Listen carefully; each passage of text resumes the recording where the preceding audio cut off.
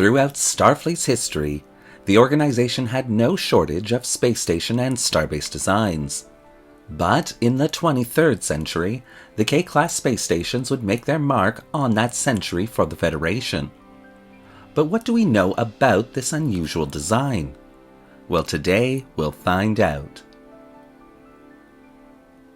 Hello and welcome to another episode of Truth or Myth Beta Canon, a Star Trek web series that dives into the history of any given topic, using beta canon sources and my own imagination to fill in the gaps.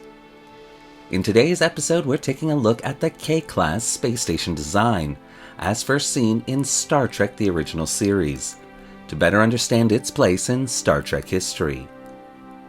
As always, because this is a beta canon video, all information relayed should pretty much be taken with a grain of stardust, and only considered a little bit of Star Trek fun. And so, with all that out of the way, let's begin. In the 23rd century, the Federation was growing at a phenomenal rate. Seemingly every day, a new species, colony, or star system would become a member of the still young organization. And with its borders ever growing, the Federation needed to expand its repair and defense facilities to incorporate these new systems.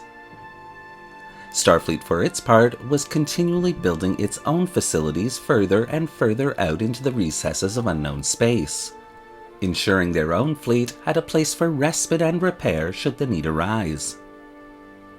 But these star bases were vast, and specially designed for Starfleet, incorporating many of the strict protocols currently used aboard Starfleet vessels. The Federation Council wanted something different though, a space station that not only catered to Starfleet vessels, but to all vessels and civilians throughout the Federation.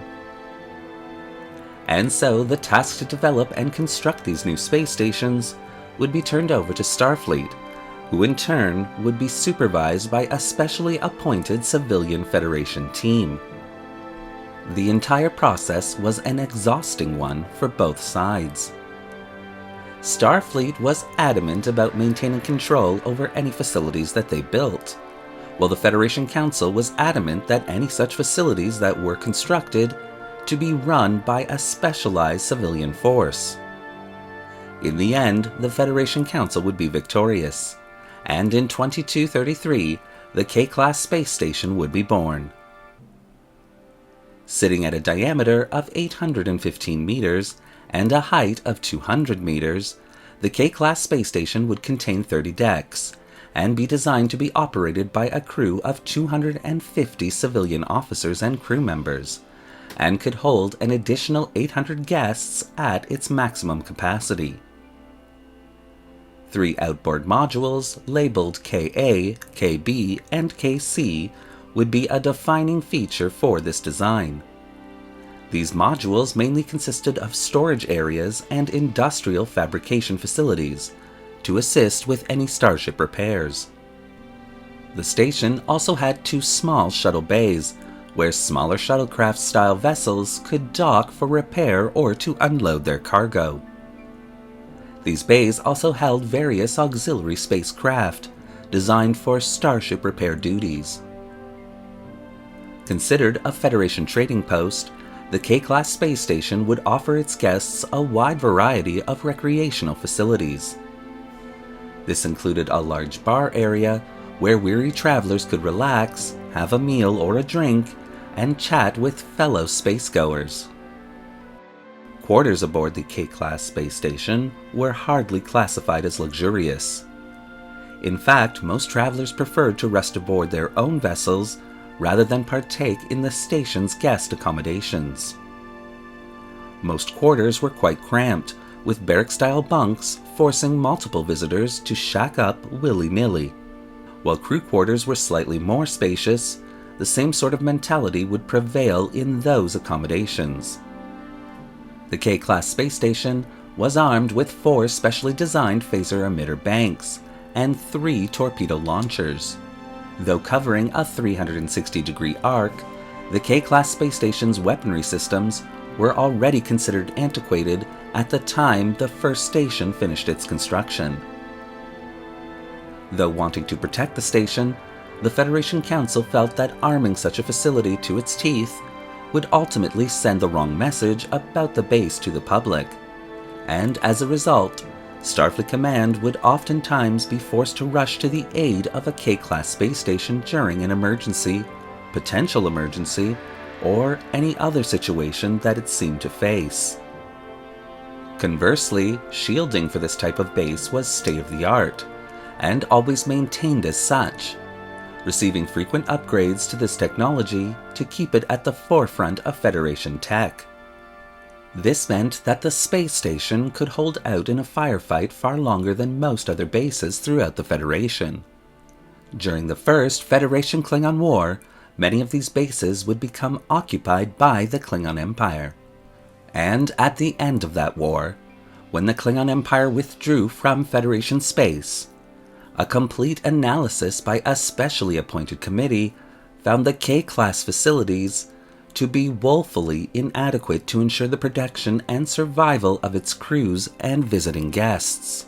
This became one of the biggest embarrassments for the Federation Council after the war. Forced to admit that their own naivete had cost many lives aboard these stations during the war, and that Starfleet Command had warned them repeatedly about this design's shortcomings, the Federation Council would have no choice but to turn over all the K-class space stations to Starfleet for upgrading and refit. Of course, this caused a new problem for Starfleet itself. The war had left the Federation in quite a mess, with 1/3 of the fleet destroyed and another third of the fleet badly damaged, having received only emergency patch-up jobs to keep them going during that war. Add to that several Federation colonies and member worlds had been ravaged during the war, and many Starfleet facilities destroyed or badly damaged, and you can see why the K-class space station occupied the bottom of the important list for Starfleet. In fact, Starfleet Command would not get around to the K-class question until late 2265, when designers finally began the daunting task of redesigning the facility. What Starfleet's best and brightest soon discovered was that upgrading the K-class space station would be a resource-intensive job, one which its benefits hardly outweighed its costs. And so, by 2270, Starfleet Command would make the decision to begin to decommission and replace the bulk of these space stations with newly constructed, more effective designs. But that didn't mean the end for the K-class space station altogether. In fact, a handful would survive, in unimportant sectors where defense would hardly be an issue. These bases would receive the refit and upgrade, and continue to contribute to the Federation.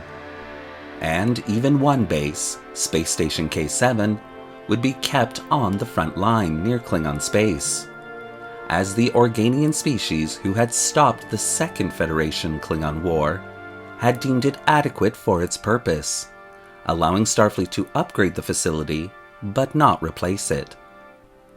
Throughout K7's own history, it would be involved in several important events with the Klingon Empire, so that the station itself would garner a degree of fame.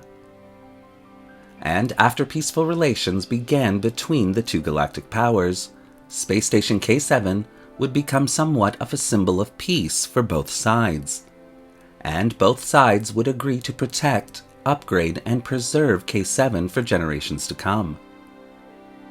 Even today, one can visit the space station, where parts of it have been preserved as a museum dedicated to the 23rd century and life aboard K7.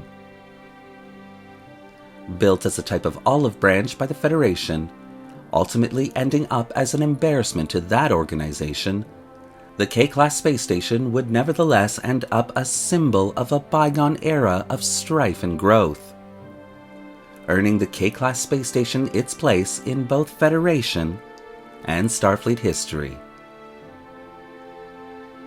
Thank you for watching today's episode of Truth or Myth Beta Canon. What do you think of the K-class space station and the historical narrative that I've created here? Would you like to see more videos on space stations and starbases? Well, leave your comments in the section below. And don't forget to like the video and subscribe to the channel, hitting that little bell icon so you won't miss a single video we release. Want to help the channel fill Federation space with K-Class space stations? Then consider becoming a channel patron. The link to our Patreon account is in the description below. Thanks again for watching. Live long and prosper.